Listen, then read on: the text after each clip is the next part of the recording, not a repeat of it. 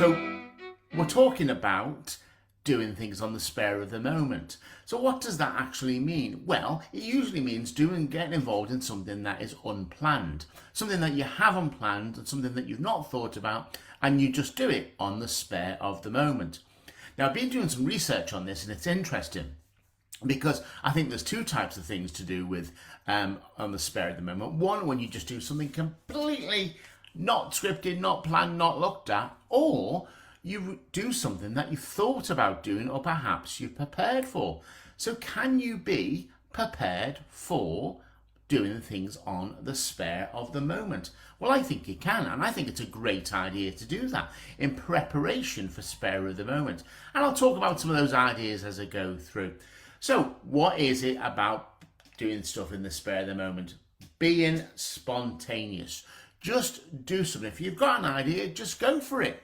You know, it could change your life in that time. It could take you in a different way. But number one, I'm going to encourage everyone to be a bit more spontaneous. Now, what happens when you're spontaneous? Ooh, you may start to get that little thing creeping in, and that's called fear. False evidence appearing real. We've heard about that many, many times, haven't we?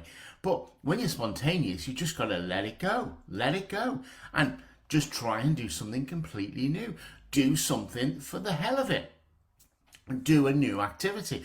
Go and visit a new place. Go and visit an old place, but have fresh eyes. Go to an art gallery, for example, and look at it from the eyes of an 8-year-old. Sounds bonkers, that, doesn't it? Sounds bonkers. But why don't you go to an art gallery and look at the different colours and the different shapes rather than trying to focus on maybe what the picture represents? Perhaps something spontaneous. In your house, maybe move your furniture around a little bit. Move I've gone back here. Move your frames around and change them around a bit. Move your office around. Try different perspectives, but just be spontaneous. And that's my tip number one. Try and be spontaneous. Number two is don't be, I suppose, afraid. Take risks. Take some calculated, safe risks. What's the worst could happen? Try, think about it. Step out of your comfort zone. Go ahead, try something new.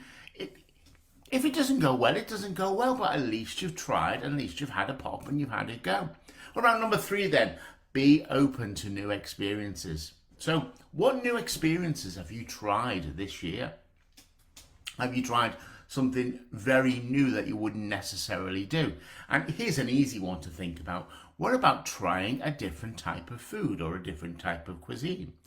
You can go to the supermarket now and you can buy many, many different types of cuisines. And if you go to places that are really popping up around the place, you've got the Aldis and the Lidls, and I think you've got them all around the world now. But what about some shops that have popped up to serve local communities in your area? Have you got a shop that celebrates Polish food? Have you got a shop in your area that celebrates Jewish food?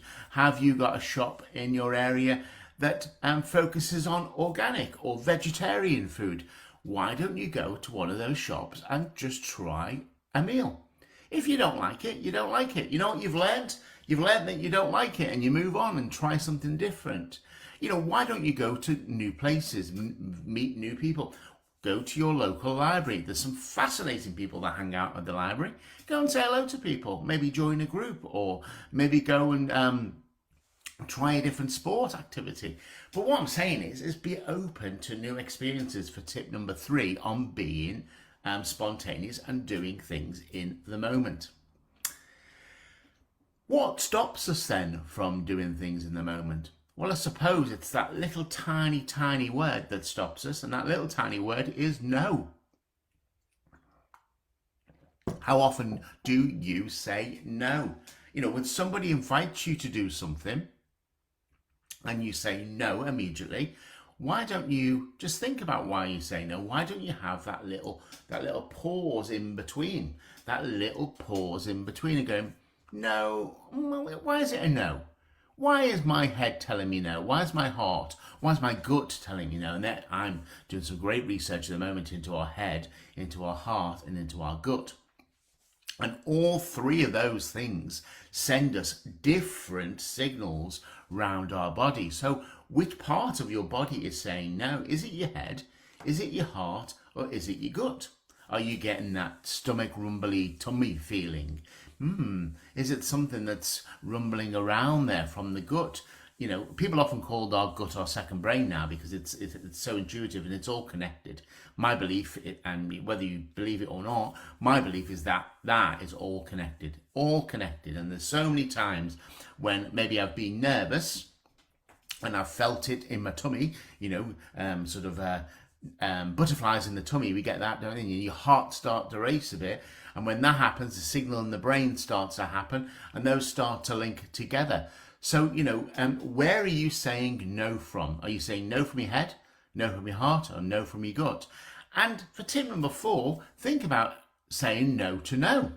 Why don't you say yes with the following sort of boundaries? Or yes, this is new to me. How about that when someone asks you to do something or suggest something, you can say, I'm not really sure because I'm new to this. Can you help me? Can you help me understand? So again, when I talked about, I know it's simple, but go into a deli or go into a shop that you're not quite sure what the ingredients are or something, or how to cook it.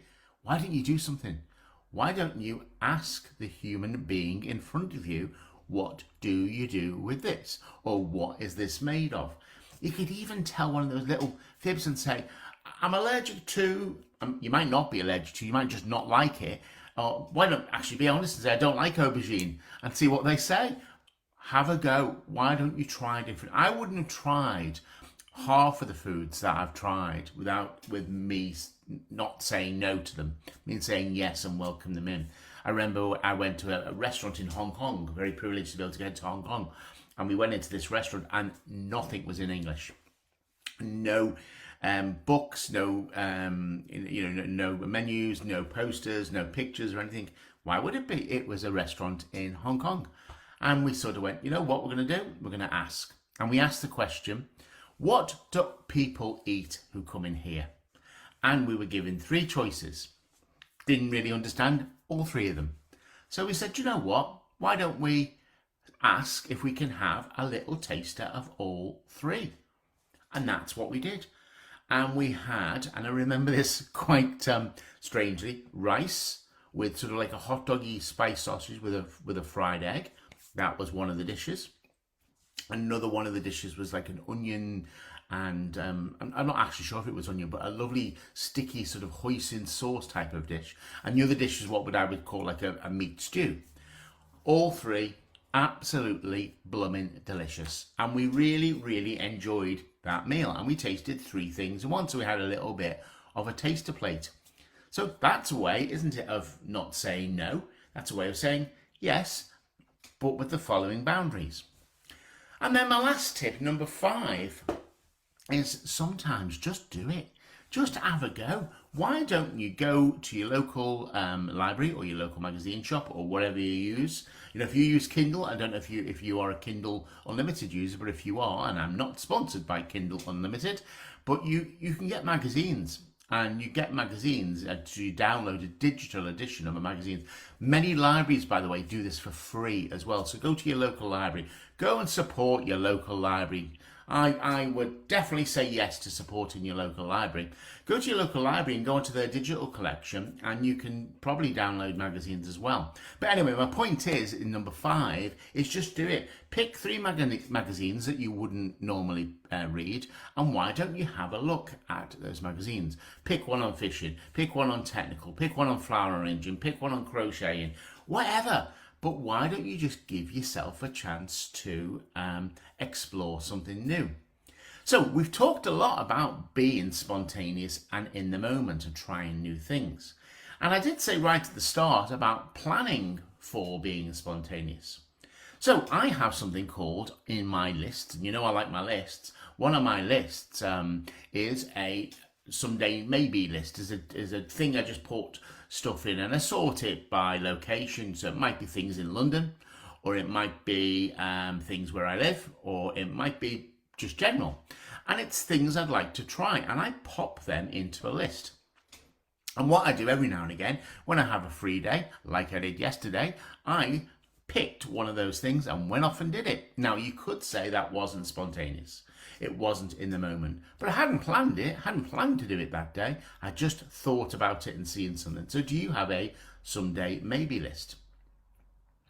Do you have a jar? And I've heard people do this, where they have a jar and they write things in like little activities. So, go for a walk, or get the skipping rope out. I'm making this up, as you can see, or clean under the sink, or have a clothes sort. And they put these little sort of slips of paper in a jar, and that's their way of sort of being spontaneous and using the moment, spare of the moment. Taking one of these little pieces of paper out of the jar and saying, boom, there you go. I'm going to have a go at doing that. You could do that. Volunteering your time is a good way to spare the moment. Could you go and, why don't you have a look at next door's garden? If your garden is lovely and pristine and you really take pride in your garden, why don't you just go to your next door neighbour whose garden may be not too pristine and say, would you like me to mow your lawn for you? Would you like me to do that? Because I'm doing mine. Would you like me to do that? On bin day, when I get the bins back coming on bin day, and the people that aren't in the UK, we have something called a wheelie bin, which is a bin that you wheel out and you wheel in, and you put your trash and rubbish in, and the bin people come and take it away every 2 weeks usually now. And if you noticed, your black bin, which I have, is getting smaller and smaller and smaller because it's encouraging us to recycle, which is absolutely fantastic. And then our recycle bin is getting bigger and bigger and bigger because that makes you recycle again. You put your glass, your bottles, all that in. So going back to what I was talking about, but when I get my bin, I like to give it a bit of swill out with water just for it to be a bit of cleaning fluid in it. Great. Why don't you do that for your neighbour as well? Why don't you be spontaneous and just in the same moment share that piece of, help with people? That's just come on the top of my head. I have no idea why I'm talking about bins, but anyway. But it's again about being spontaneous. Here's one to try. Why don't you go live on the internet for maybe 2 minutes and just talk? Just introduce yourself and say hello. That's spontaneous anyway, isn't it? Anyway, I'm going to leave our little chat today here down there. So I've got 5 things to talk about being in the moment. The first one is be spontaneous, just do it and have a go. Number 2 was don't be afraid, take risks, calculated safe risks. Number 3, be open to new experiences, try new things, new magazines, new food, etc. Don't be afraid to say yes, just when you get that little no on your shoulder saying, no, don't do that, Steve, or maybe you feel, why don't you be open to saying yes, and perhaps with boundaries, as we've talked about. And number 5 is just go ahead and do it. Just do it for the hell of it. Just do it for the laugh. Just do it for the fun. Just do it for purely having a go. And don't forget, you can plan to be spontaneous and do things on the spare of the moment. I'd be interested to hear what you've done on the spare of the moment, and if you've got tips and hints and ideas, why don't you pop them down in the chat? Because people who watch this, and many people do, why don't you pop that in the chat and share your ideas of doing stuff in the spare of the moment? Have you done something recently in the spare of the moment that you can share with folks so they can look at that and they can take inspiration from you?